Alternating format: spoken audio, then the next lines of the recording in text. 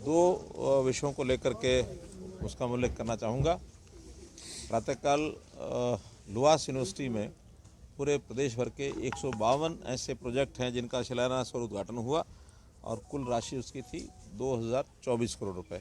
संयोग ऐसा है कि आज 24 जनवरी 2024 का दिन है और राशि भी बनी 2024 करोड़।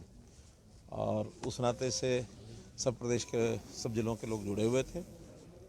दूसरा चरण जो आज यहाँ इस गांव में डुलट गांव के अंदर जो किया है, इसमें भी कुल मिलाकर के जो अमृत सरोवर योजना है, इस अमृत सरोवर योजना में पहली बार एक सामूहिक उद्घाटन जो किए हैं। 60 ऐसे अमृत सरोवर थे जिनका आज उद्घाटन किया है और इसमें भी 31 जो हैं वो फतेहाबाद ज़िले के हैं, उसमें ज़्यादातर टोहाना विधानसभा के हैं, क्योंकि हमारे मंत्री बबली जी इनको ही ये कहा गया था कि एक अच्छा मॉडल किसी भी विधानसभा में क्या हो सकता है वो बनाकर दिखाएं।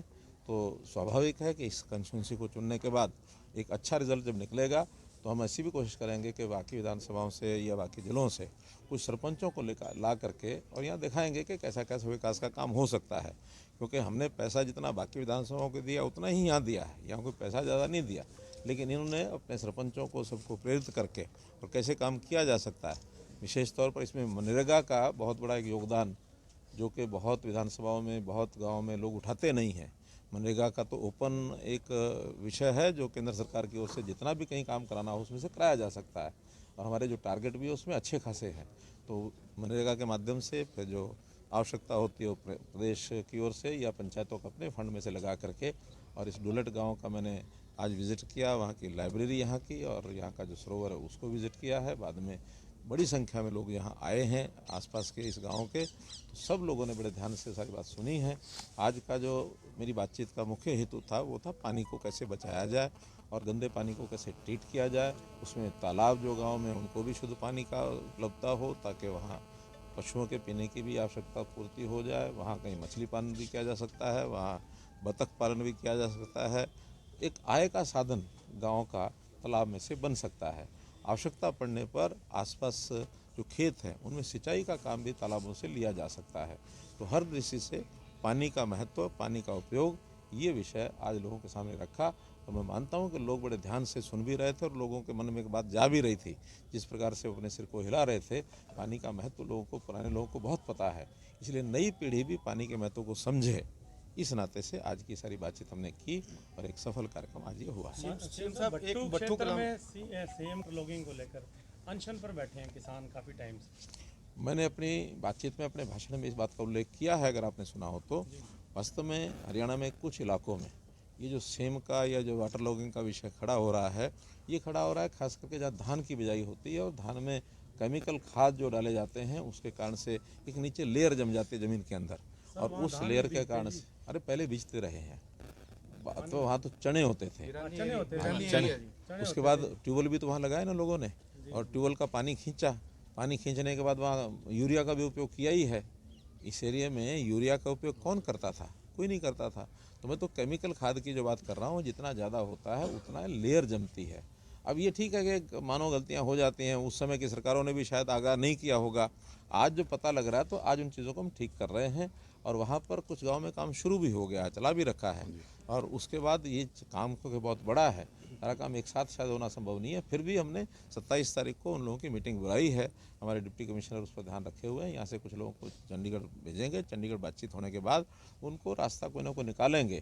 खाली यहाँ नहीं है, एलनाबाद के क्षेत्र में भी इस प्रकार के सेम के गाँव हैं, झज्जर के इलाके में इस प्रकार के सेम के गाँव हैं, रोहतक के इलाके में वाटर लॉगिंग का एरिया है।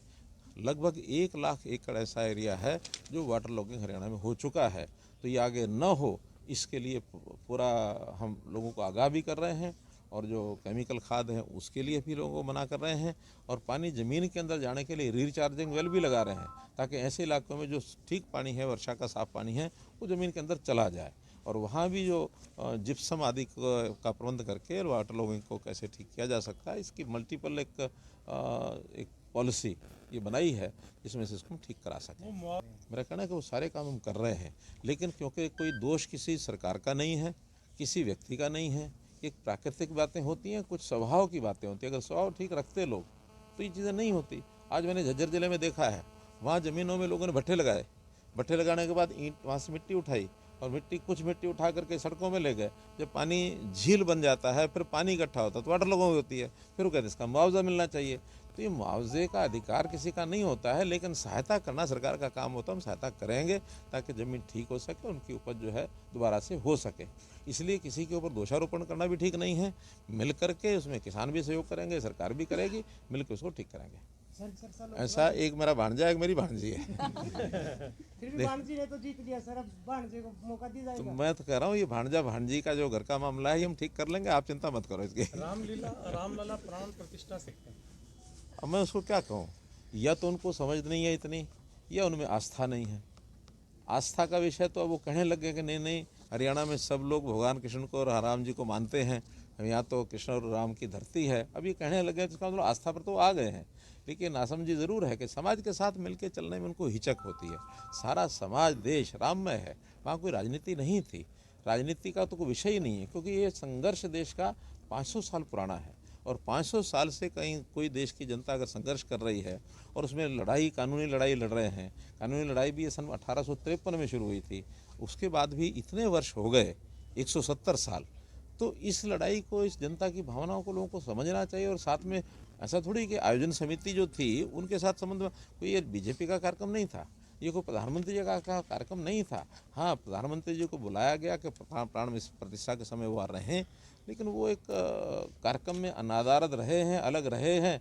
उसमें से तरह तरह की अड़चने भी उन्होंने पहले डाली ही हैं, आखिर कोर्ट में भी अड़चने वो डालते रहे हैं, बाद में उन्होंने अनास्था इस नाते से भी दिखाई है। तो ऐसे अनास्था दिखाने वाले लोग जो होते हैं, जनता उसका हिसाब लगाती है, हमने उसके बारे में कुछ नहीं कहना। सर सीएम का हिस्सा रहे हैं, आप कब जाएंगे वहाँ रामलला? देखिए, मैं भी जब से मानो सामाजिक कार्यों में हमने शुरू किया है तब से उस विषय के साथ बराबर जुड़ा हुआ हूँ।